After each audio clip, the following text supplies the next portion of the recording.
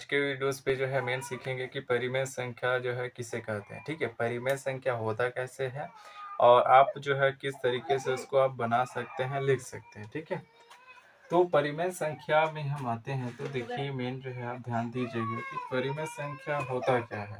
ठीक है, तो परिमेय संख्या जो है वह संख्या जिसे हम p/q के रूप में जो है लिख सकते हैं। सिंपल है और सरल है, एकदम ईजी है।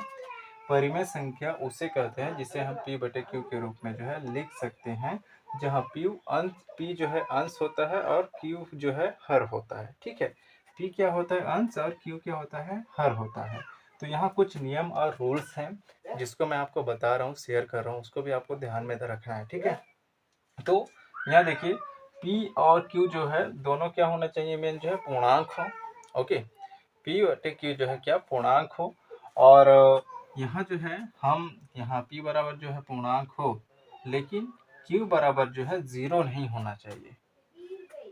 ओके, Q जो है 0 नहीं होना चाहिए, लेकिन हाँ P बराबर जो है 0 हम जो है लिख सकते हैं, क्योंकि P क्या है, वो क्या है, ये जो 0 जो है वो है पूर्णांक। ठीक है, पूर्णांक संख्या है। तो पूर्णांक यदि हम देखें तो पूर्णांक संख्या यहाँ पे क्या क्या होता है, यहाँ देख सकते हैं पूर्णांक संख्या 0 1 2 3 4। ठीक है, प्लस में, और 0 से लेके माइनस जो 1 2 3 4, यहाँ -1 -2 -3 -4 ऐसे है।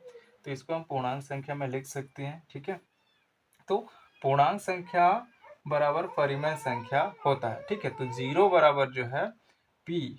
ठीक है, 0 बराबर p जो है हम लिख सकते हैं। ओके, तो यहाँ q बराबर जो है 0 हम नहीं लिख सकते। अब देखिए यहाँ कुछ एग्जाम्पल है, यहाँ आपको बताया जा रहा है कि मेन जो है 3/5 क्या एक पूर्णांक संख्या है।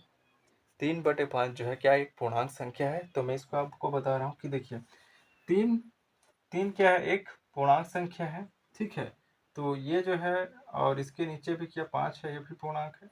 तो मेन क्या है, ये एक भिन्न जैसे है। ओके, तो 3/5 क्या होता है, यह एक पूर्णांक संख्या है। ओके, और यहाँ जो मेन बात ध्यान आपको ये भी रखना है कि सभी भिन्न संख्या जो है परिमेय संख्या होता है। ठीक है, लेकिन सभी परिमेय संख्या जो है भिन्न संख्या नहीं होती।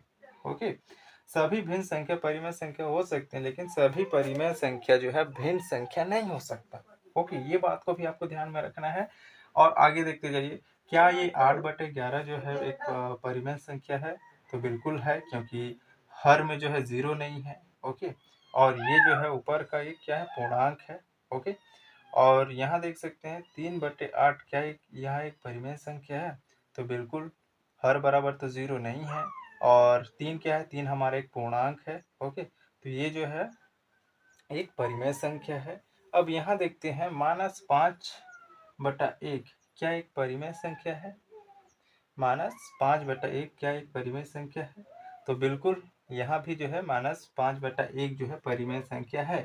यहाँ पे यदि -5 हो या -6 हो, जो भी हो, तो इसके जगह में जो है हम, यदि ये सिंपल ऐसे रहे, ठीक है, केवल जो है -5 रहे, तो इसके बटा जो है हम 1 लिख सकते हैं। ठीक है, याद रहे आपको जो है हर में जो है 0 नहीं डालना है। ओके, और यहाँ देख सकते हैं केवल 8। ठीक है, ये 8 के ये क्या एक परिमेय संख्या है।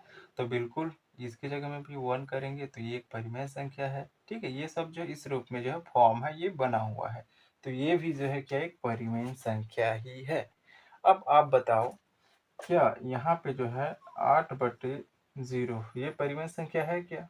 नहीं, बिल्कुल नहीं है। 3/0 ये परिमेय संख्या है क्या? नहीं है।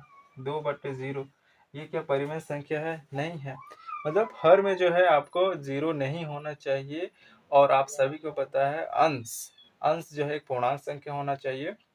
तो पूर्णांक जो है बिल्कुल 0 भी हो सकता है, -2 भी हो सकता है, 1 भी हो सकता है, और 1 2 3 भी हो सकता है। और मेन चीज़ ये कि हमें जो है यहाँ पे भिन्न संख्या जो है रखने होते हैं। ठीक है, मतलब कि एक दूसरे से अलग, और जिसको हम जो है बांट सकें, जिसको हम जो है अलग अलग कर सकें। ठीक है, तो मेन बात जो है आपको ध्यान देना है दोस्तों, वो है परिमेय संख्या किसे कहते हैं। तो आपको एक समझ में आ गया इंट्रो परिभाषा की, वह संख्या जिसे हम p/q अंश बटे हर के रूप में जो है लिख सकते हैं, जहां p बराबर जो है पूर्णांक हो और q बराबर जो है 0 नहीं होना चाहिए। ठीक है, जहाँ p बराबर पूर्णांक संख्या हो और q बराबर जो है 0 नहीं होना चाहिए। ओके, तो वो संख्या जो है बिल्कुल परिमेय संख्या हो सकता है, वो बिल्कुल होगा ही होगा। और मेन बात ये भी ध्यान देना है आपको कि सभी परिमेय संख्या जो है भिन्न नहीं होते। ठीक है, भिन्न जो है संख्या नहीं होते और सभी भिन्न संख्या जो है परिमेय संख्या भी जो है होते हैं। ओके, तो ये कुछ डिफरेंट था, कुछ चीज़ें आपको यहाँ पे बहुत सारी चीज़ें समझ में आ गई होगी। और मेन बात आपको ध्यान में ये रखना है, मैं आपको बता रहा हूँ उसको, सभी परिमेय संख्या जो है भिन्न नहीं होते। ओके, डिफरेंट हो गया होगा, आपको समझ में नहीं होगा। सभी परिमेय संख्या भिन्न नहीं होते, लेकिन यहाँ पे जो है एक चीज़ और है, सभी भिन्न संख्या जो परिमेय संख्या भी होता है। ओके, ये बात भी है।